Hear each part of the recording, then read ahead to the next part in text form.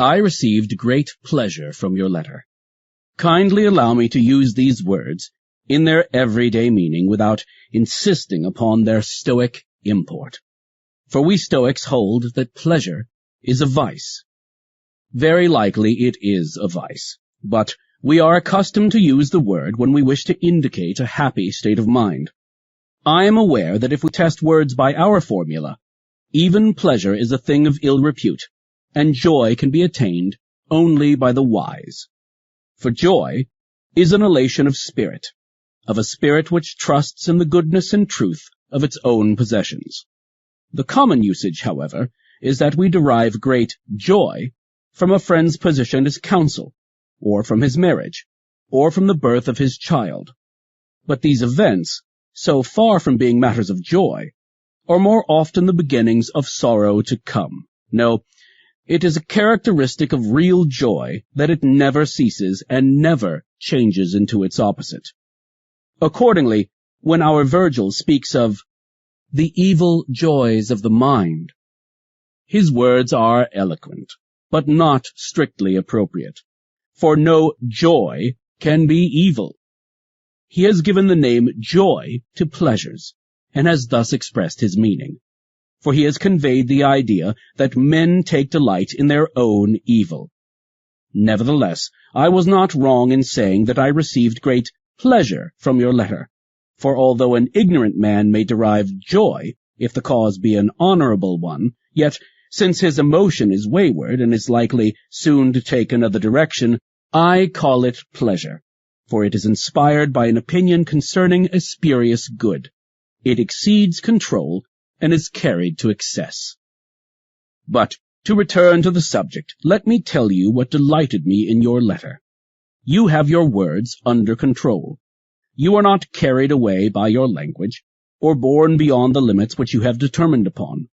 Many writers are tempted by the charm of some alluring phrase to some topic other than that which they had set themselves to discuss. But this has not been so in your case. All your words are compact and suited to the subject. You say all that you wish, and you mean still more than you say. This is a proof of the importance of your subject matter, showing that your mind, as well as your words, contains nothing superfluous or bombastic. I do, however, find some metaphors, not indeed daring ones, but the kind which have stood the test of use. I find similes also.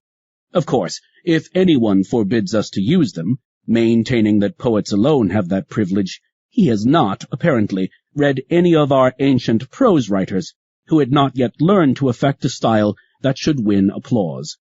For those writers, whose eloquence was simple and directed only towards proving their case, are full of comparisons, and I think that these are necessary, not for the same reason which makes them necessary for the poets, but in order that they may serve as props to our feebleness, to bring both speaker and listener face to face with the subject under discussion. For example, I am at this very moment reading Sextius. He is a keen man, and a philosopher who, though he writes in Greek, has the Roman standard of ethics. One of his similes appealed especially to me, that of an army marching in hollow square, in a place where the enemy might be expected to appear from any quarter ready for battle. This, said he, is just what the wise man ought to do. He should have all his fighting qualities deployed on every side, so that wherever the attack threatens, there his supports may be ready to hand, and may obey the captain's command without confusion. This is what we notice in armies which serve under great leaders. We see how all the troops simultaneously understand their general's orders, since they are so arranged that a signal given by one man passes down the ranks of cavalry and infantry at the same moment. This, he declares, is still more necessary for men like ourselves, for soldiers have often feared an enemy without reason, and the march which they thought most dangerous has in fact been most secure. But folly brings no repose. Fear haunts it both in the van and in the rear of the column, and both flanks are in a panic. Folly is pursued and confronted by peril. It blenches at everything. It is unprepared. It is frightened even by auxiliary troops. But the wise man is fortified against all inroads. He is alert. He will not retreat before the attack of poverty, or of sorrow, or of disgrace, or of pain. He will walk undaunted both against them and among them. We human beings are fettered and weakened by many vices. We have wallowed in them for a long time, and it is hard for us to be cleansed. We are not merely defiled, we are dyed by them. But to refrain from passing from one figure to another, I will raise this question, which I often consider in my own heart. Why is it that folly holds us with such an insistent grasp? It is primarily because we do not combat it strongly enough, because we do not struggle toward salvation with all our might. Secondly, because we do not put sufficient trust in the discoveries of the wise, and do not drink in their words with open hearts. We approach this great problem in too trifling a spirit. But how can a man learn, in the struggle against his vices, an amount that is enough, if the time which he gives to learning is only the amount left over from his vices? None of us goes deep below the surface. We skim the top only, and we regard the smattering of time spent in the search for wisdom as enough and to spare for a busy man. What hinders us most of all is that we are too readily satisfied with ourselves. If we meet with someone who calls us good men, or sensible men, or holy men, we see ourselves in his description. Not content with praise in moderation, we accept everything that shameless flattery heaps upon us, as if it were our due. We agree with those who declare us to be the best and wisest of men, although we know that they are given to much lying. And we are so self-complacent that we desire praise for certain actions, when we are especially addicted to the very opposite. Yonder person hears himself called most gentle when he is inflicting tortures, or most generous when he is engaged in looting, or most temperate when he is in the midst of drunkenness and lust. Thus it follows that we are unwilling to be reformed, just because we believe ourselves to be the best of men.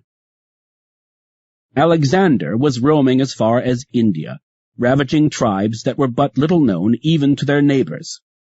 During the blockade of a certain city, while he was reconnoitering the walls and hunting for the weakest spot in the fortifications, he was wounded by an arrow. Nevertheless, he long continued the siege, intent on finishing what he had begun.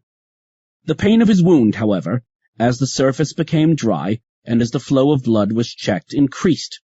His leg gradually became numb as he sat his horse, and finally, when he was forced to withdraw, he exclaimed, "All men swear that I am the son of Jupiter, but this wound cries out that I am mortal." Let us also act in the same way. Each man, according to his lot in life, is stultified by flattery. We should say to him who flatters us, "You call me a man of sense, but I understand how many of the things which I crave are useless, and how many of the things which I desire will do me harm. I have not even the knowledge which satiety teaches to animals, of what should be the measure of my food or my drink. I do not yet know how much I can hold. I shall now show you how you may know that you are not wise. The wise man is joyful, happy and calm, unshaken. He lives on a plane with the gods. Now go, question yourself. If you are never downcast, if your mind is not harassed by my apprehension through anticipation of what is to come, if day and night your soul keeps on its even and unswerving course, upright and content with itself, then you have attained to the greatest good that mortals can possess. If, however, you seek pleasures of all kinds in all directions, you must know that you are as far short of wisdom as you are short of joy. Joy is the goal which you desire to reach, but you are wandering from the path if you expect to reach your goal while you are in the midst of riches and official titles.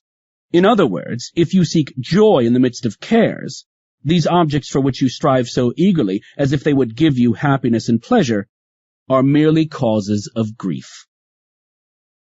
All men of this stamp, I maintain, are pressing on in pursuit of joy, but they do not know where they may obtain a joy that is both great and enduring.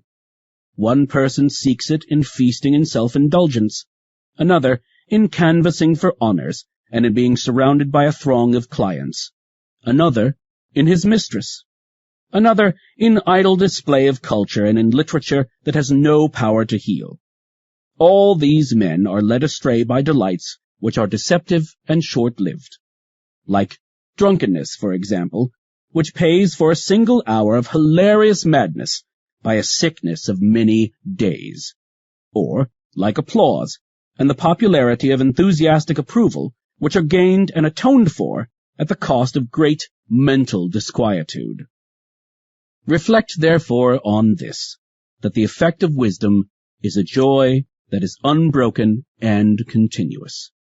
The mind of the wise man is like the ultralunar firmament. Eternal calm pervades that region. You have, then, a reason for wishing to be wise, if the wise man is never deprived of joy. This joy springs only from the knowledge that you possess the virtues. None but the brave, the just, the self-restrained can rejoice. And when you query, "What do you mean? Do not the foolish and the wicked also rejoice?" I reply, no more than lions who have caught their prey. When men have wearied themselves with wine and lust, when night fails them before their debauch is done, when the pleasures which they have heaped upon a body that is too small to hold them begin to fester, at such times they utter in their wretchedness those lines of Virgil: "Thou knowest how, amid false glittering joys, we spent that last of nights." Pleasure lovers spend every night amid false glittering joys, and just as if it were their last.